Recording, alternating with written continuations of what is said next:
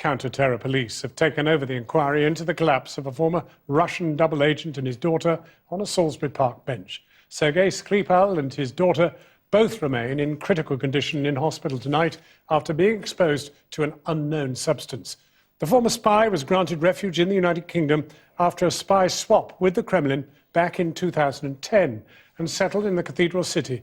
And it was here he and his daughter were discovered, slumped on that park bench on Sunday afternoon. Paul McNamara joins us now from Salisbury. Paul. Evening, John. Just behind me, about 100 feet over there, beneath that tent, is actually the bench where this former spy and his daughter were found. Now, 48 hours later, the police cordon's still here, and it's now an investigation that's drawn comment from the Foreign Secretary, Boris Johnson. Today we've been speaking to the Russian agent's neighbours. None of them could confirm whether or not they had any idea about his past. And this afternoon we've learned that samples from this scene have been taken to the military research laboratory in Porton Down. Experts there trying to discover just what the substance behind all this is. When double agent Sergei Skripal was arrested, it was done publicly on the streets of Russia in full view of the TV cameras. When he collapsed under the influence of an unknown substance 14 years later, it happened out of the spotlight in the back streets of a quiet English cathedral city, leaving the question now, did one lead to the other? Today, the scene where he was found slumped remains cordoned off in every direction, and we discovered the identity of the woman found with him, his 33-year-old daughter, Yulia. Tonight, both remain in critical condition. Police have secured this restaurant since yesterday. It's thought Sergei and his daughter ate here early on Sunday afternoon. That restaurant is just at the end of this walkway. It's believed they walked down past this gym on the corner, and it now appears that their CCTV cameras may have captured the moment they walked past. They then crossed this bridge, and now just over there, just past the police and the media, you can just see the bench where Sergei Skripal and a woman we now believe to be his daughter stopped, their behaviour causing members of the public to call police just after 4 p.m. This is the grainy footage believed to show a glimpse of Sergei and his daughter soon before being found slumped and semi-conscious. Freya works at the nearby gym. She had just finished her shift when she saw them. He was slumped sort of like this, and she was slumped into his chest, leaning on him.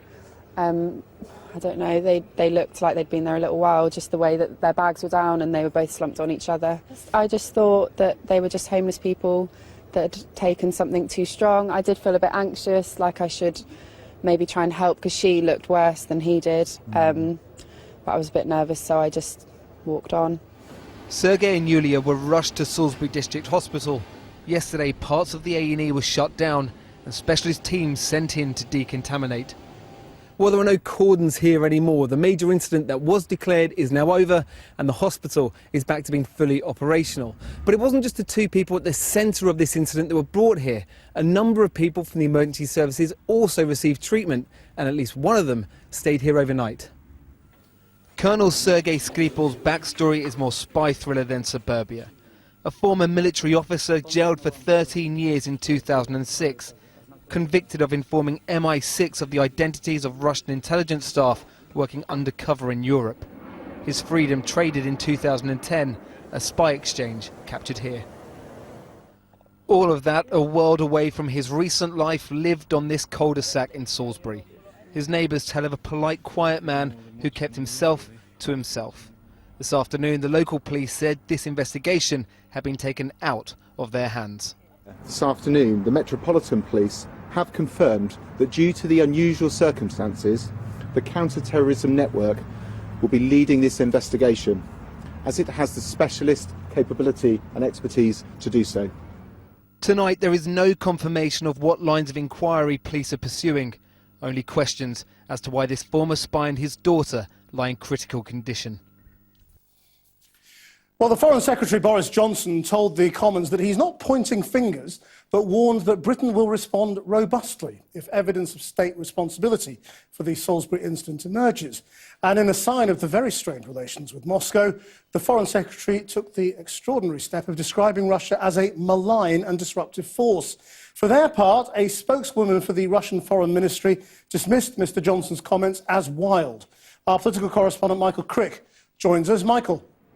Well, relations between Britain and Russia look like becoming frostier in the next few days than they have been at any time for many decades. Theresa May chaired a meeting of the National Security Council this afternoon, a full meeting, and tonight the Russian embassy issued their second statement in response to Boris Johnson, accusing him of speaking as if the investigation was already over and that Russia was found responsible, and saying that it looks like the script of yet another anti-Russian campaign has already been written. But frankly, the mood amongst the political community here on all sides, I think, here at Westminster, is that perhaps for far too long, Britain has been too soft on Moscow, has turned too much of a blind eye. And Boris Johnson made it clear today that Britain will take very strong action if it's found that the Russians are behind what happened in Salisbury. But what might that consist of? Well, for one thing, probably more economic sanctions against Russia and against Vladimir Putin and his business friends. The trouble is that right now you need to negotiate sanctions with your allies, and right now it's probably not the best time to be negotiating such things with the European Union in the midst of Brexit talks, and of course at a time when so many EU states depend upon Russia for their energy supplies. Cabinet ministers, surprisingly perhaps, didn't discuss Colonel Skripal when they held their weekly meeting this morning, nor had ministers much to say just afterwards. Doesn't all this rather make Britain look incredibly powerless, scared of Putin and whatever he might do? Really give him a license to kill? I'm afraid I'm not going to be able to answer any of your questions, but I'm sure that MPs will be able to question the government very soon. And Boris Johnson, trying not to rush to judgment, told MPs the government was already responding fully to what he called Russian acts of war in the recent past. Though I am not now pointing fingers, because we cannot, Mr. Speaker, as you'll understand, point fingers, I say to governments around the world that no attempt to take innocent life on UK soil will go either unsanctioned or unpunished. But several MPs raised the 14 other suspicious deaths which have been linked to Moscow. And there are serious questions about whether the police investigations were thorough enough. Will he now, as a result of what he said, discuss urgently with the Home Secretary whether an NCA investigation or other form of police further investigation and review of all of those 14 cases should now take place? And several Tory backbenchers suggested the British authorities have been weak. No, they're not taking it seriously at all. It's almost like we don't want to investigate. It's almost like we're looking the other way. And I think this is a profound mistake. We have to get wise to this. This is not just about finger wagging. It's not just about waving a stick at the Russians or being disapproving. It's working out what the Russians are up to and finding ways to counter this and actually having a serious foreign policy here. Vladimir Putin's spokesman offered to help any investigation, but Moscow called Boris Johnson's common statement wild. Andrei Lugovoy, one of those suspected of the poisoning of Alexander Litvinenko, said this was a propagandist, bogus story. The Russian embassy in London accused British media of anti-Russia vilification, denying their special services had anything to do with Colonel Skripal. In display today marked 100 days till the Football World Cup. And Boris Johnson today initially seemed to suggest England might boycott the tournament. Thinking ahead to the World Cup this July, this summer, I think it will be very difficult to imagine that UK representation at that event could go ahead in the normal way. And we would certainly But he have meant to, government consider them. representation, an aide later said, not the England team. This is my point. You need to have a consistent and robust position. You can't just chuck out impromptu ideas and then have to row back on them. This is where Boris Johnson does immeasurable damage to the strength of our relationship with the Russian Federation. I want us to have a good relationship with them. I think Putin and Lavrov and the whole of his team respects it when you're clear, consistent, and follow up on your threats. Whatever we learn about the Skripals, the cross-party message to ministers seems to be, get tougher with Putin. Well, now the United Kingdom has long been a favourite for Russian expats, oligarchs and exiles looking for a base away from Moscow for their families and their money. While many enjoy the most exclusive postcodes and send their children to prestigious schools, an alarming number of powerful Russians here have died mysteriously in recent years. Today, the government claimed to be acting robustly, but critics accuse successive British governments of being timid when it comes to standing up to Vladimir Putin. Our chief correspondent, Alex Thompson, looks back at the past allegations surrounding other Russians who previously made the UK their home, only to die here in murky circumstance. From Salisbury, via the plush mansions of Surrey to central London, the death list of Russians meeting their end in ever more untraceable circumstances grows year by year. Is it the Russian government? Is it the Russian mafia? Is it Russia at all? Valery Morozov, once Moscow's chosen man to construct the Sochi Winter Olympic Games, now exiled in Surrey. Whatever happened in Wiltshire, he claims, it isn't Putin's work. Immediately, British officials and British press, British mass media started blaming Putin himself. And frankly speaking, it is not only not true from my point of view, and not correct, but it puts real refugees in danger. And I know that the only rule, which is, or let us put it, the main rule there, is you should not create problem for Kremlin. That's how I survived. Whether or not Putin, the Kremlin or Russia have anything to do with it, the Russian death list on British soil lengthens. The past methodology in at least one case apparently designed to be as untraceable as possible. Most notorious of all, former FSB agent Alexander Litvinenko, who died in London in 2006. A British inquiry found 2 Russian agents in this London hotel poisoned him, almost certainly, it said, on Kremlin orders. An agonizing death from radioactive polonium eventually ended his life. And the Downing Street response to Moscow's radioactive attack in London? 4 diplomatic expulsions. What message does that tell to Vladimir Putin, which is the UK has laid out the welcome mat for you to send your assassins to settle any scores you want, and here in the UK without any consequence? Whistleblower Alexander Perepelichny died in Surrey in 2012. Natural causes, said police. But then, traces of a rare and lethal plant poison used in the past by Russian assassins were found in his stomach. Boris Berezovsky, exiled oligarch and one-time Putin rival, found hanged in this Surrey mansion a year later. Death by suicide, said the British authorities. Others are not convinced. And it's not just Russians, but their British associates, like 32-year-old Scott Young, fixer to the oligarchs. Did he fall onto these railings in London from the building above, or was he pushed? He's one of half a dozen apparently healthy British men, associates of rich Russian exiles, to die here in recent years, almost all suicides or heart attacks, say the authorities. Put bluntly, the charge is that successive British governments have in effect allowed Russians to come into London and beyond and get away with murder again and again and again. And that's because these governments are simply frightened that if they really reacted, then the money that the Russians bring into the British economy would stop. And also frightened that if they did respond, Moscow would retaliate. Theresa May personally intervened to delay the inquiry into Alexander Litvinenko's death, citing international relations issues. Then Home Secretary Amber Rudd blocked the disclosure of quote, sensitive material to the inquest into Alexander Perepelichny's death. Nonetheless, UK governments always insist they are robust with Moscow, and today was no exception, of course. And the UK is party to extensive economic sanctions imposed on Russia after its intervention in Ukraine.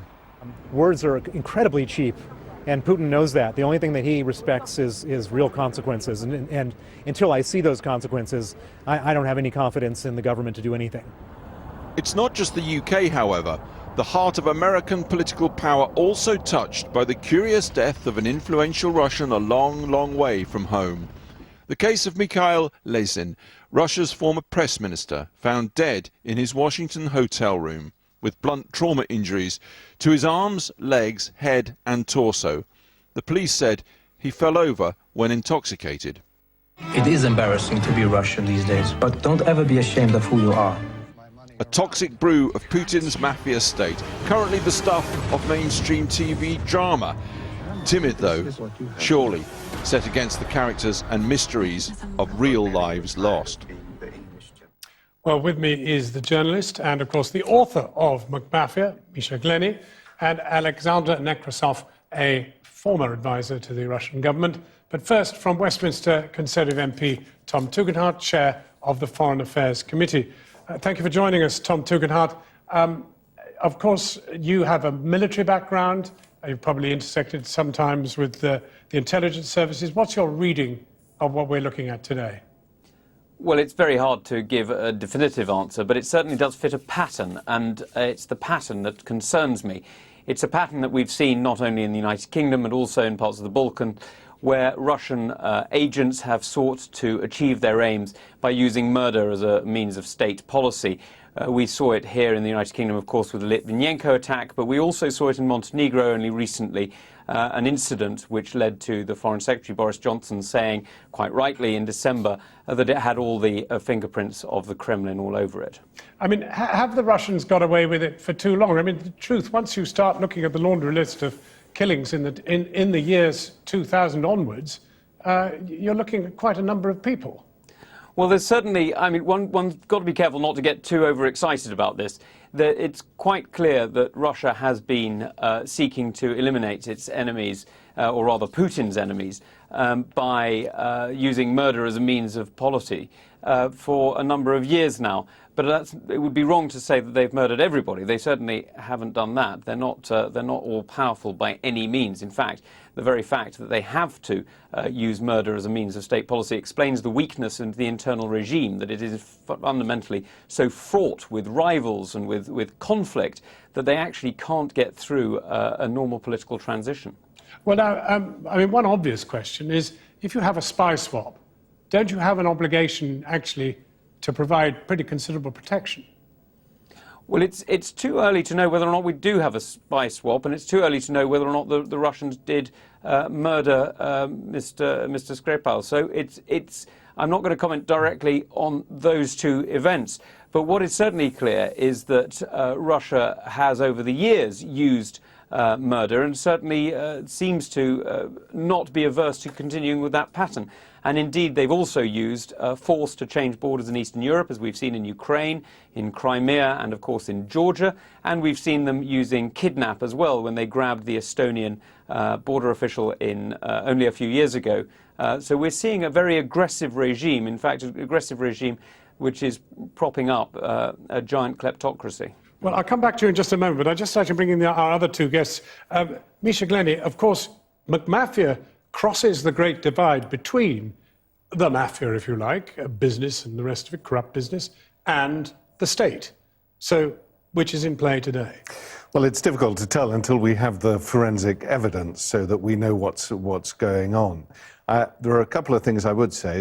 It looks more like state than crime, I have to say, but you have to ask yourself two things before we get the forensic evidence, is why now? Why in advance of the presidential elections in Russia, and why in advance of the World Cup? It seems a difficult time to be doing it. Let me just stop you for a moment, because are we saying, therefore, in fact, if it was crime, it would be guns, if it's a state, it's generally poison. Yes, crime would certainly not have, you know, if you're talking about polonium, for example, that is generally not crime. I mean, you wrote a factual book about mafia. It was no fiction, not like the that's right. television, although you had a hand in that. But they tend to shoot you if it's criminal. But I don't think, in fact, we have any evidence of a criminal gang poisoning people. I certainly haven't come across it in terms of this context. It's certainly not. So let me turn to you, Alexander Nekrasov. I mean, you're a former Kremlin advisor. You know your own countrymen and your own political system well. What's your reading of what's going on? Well, first of all, I'd like to say that nobody yet knows what happened. But unfortunately, the British government has already decided what happened. Because Boris Johnson says, I'm not pointing fingers, and then he points fingers. You can't use that sort of language and say, well, we are waiting for the investigation to finish. Unfortunately, the Russians see this as a campaign against Russia. Because the way the media behaves, the way the politicians behave, nothing is yet known, nothing has been discovered. The man has been here for what, 8 years? But even you would accept that it's a bit of a pattern. I mean, you saw that report from You can draw a pattern from anything, and you can, you know, start accusing people of anything. But in this particular case, the reaction was too much. It was over-the-top reaction. Suddenly, you know, meetings going on, parliament and so on, and the police has not provided anything, have not provided anything. The anti-terrorist police are just starting. Nobody knows what happened. And what I find bizarre myself about the Kremlin's reaction is that the spokesman for President Putin says, we are prepared to help. How on earth is he going to help? The man was here for 8 years. No, but this is still silly what he's saying, because the man was under protection of MI5. I'm supposing, I don't know. So it's probably the questions are to MI5, what he was doing, whom he was connected to. The point is, if his daughter was allowed to visit him from Moscow, that means Russian intelligence was of no interest to them. It certainly does. It raises a very important point, that John, about he is part of a spy swap. We know that, and intelligence services do have protocols. They do have rules. They talk to each other and they behave in a certain way. It's a sort of honor amongst thieves, as it were. And if he was killed by the FSB or part of the intelligence apparatus in Russia, the question is why? They wouldn't have done it just for revenge. They would have been thinking that maybe he was active again as a spy. There are many unknowns about this situation. Well, this is the thing, Tom Tugendhat, because actually, in fact, as Michael Crick reported, MPs were very quick to say we're simply not tough enough with the Russians. They were using this incident, even just suppose it was actually crime rather than terror. Well, look, Misha made his point very clearly that this doesn't have the hallmarks of crime and that we've seen Russia behaving abominably elsewhere. And actually, I'm afraid Alexander's completely correct. It's far too early to comment as to whether or not this incident was state-sponsored Russian murder again, or whether it was something else. But for those of us who've been observing Russian actions over the past number of years, we're seeing a continuous pattern. They demoralize, they destabilize, they bring about a crisis, and then they normalize, and in doing so, they incrementally push everybody downhill, trying to make sure that other people's alliances and relationships within the state are as degraded as theirs. And I think that's an extremely dangerous pattern. We're seeing it, by the way, through their use of propaganda, through their use of state-sponsored media, some of which are headquartered here in the United Kingdom, and we're seeing it through their use of bots and troll farms and other forms of social media. So actually what we're seeing is a continuous pattern of Russian soft war against the West. And I think that's what we've got to face up to and respond to. And that's why I welcome Tobias Ellwood, for example, calling the Defence Minister, calling for an increase in the defence budget from 2 to about 2.5%. And I welcome very much the clarity with which the Foreign Secretary spoke today in the House of Commons. Well, Boris Johnson did indeed sort of talk about being tough with the Russians and the rest of it. But in fact, in a post-Brexit world, Russia is precisely the kind of nation needy for many of the things that we produce that presumably the government will be liking to do business with. Are we in a particularly strong position when it comes to being tough on Russia? Yes, we are, absolutely. I mean, let's not forget who we are as a country. I mean, you know my position on the Brexit vote, John. You don't need to go over that again. But the idea that we're going to split from our partners in NATO because of the Brexit vote, I'm afraid is for the birds. It's simply not true. And nor are we going to stop trading with our European partners. So the idea that this sort of puts us somehow at the mercy of Moscow, I'm afraid, is fantasyland. We are absolutely one of the world's great powers. We're still one of the world's major economies. We still spend more in defence and have better hardware than almost anyone else. I mean, if one remembers the chugging sight of something that looked rather more like a Hull trawler going through the English Channel recently, and it turned out that in fact it wasn't some decrepit fishing vessel, but it was actually a Russian aircraft carrier, one realises that although we may be undermanned and underfunded for what we think we need, and indeed I believe we do need, you know, we outmatch Russia's decrepit military power very solidly. Well, Alexander Nekrasov, I mean, where is this going to lead, for goodness sake? I mean, are you happy to see things get worse, or is there any chance that Mr. Putin might perhaps try to warm relations? Well, I think, first of all, we need to stop bashing Russia, saying that it is interfering everywhere, and then the West is doing nothing. The West is watching without, helplessly. The British soldiers are on the Russian border. The NATO is surrounding Russia. Well, that's for obvious reasons. The Russians have been fairly aggressive in that area. cyber war is committed by the West as well. Don't forget about that. So let's not bash only Russia and say Russia is the aggressor. Everybody is doing it. So I don't see how it can happen that only one side is involved in it and the others are not. Well, maybe this time tomorrow night we'll know a little bit more about it and we'll try to explore it then. Thank you very much, all three of you, for coming in. Thank you very much indeed.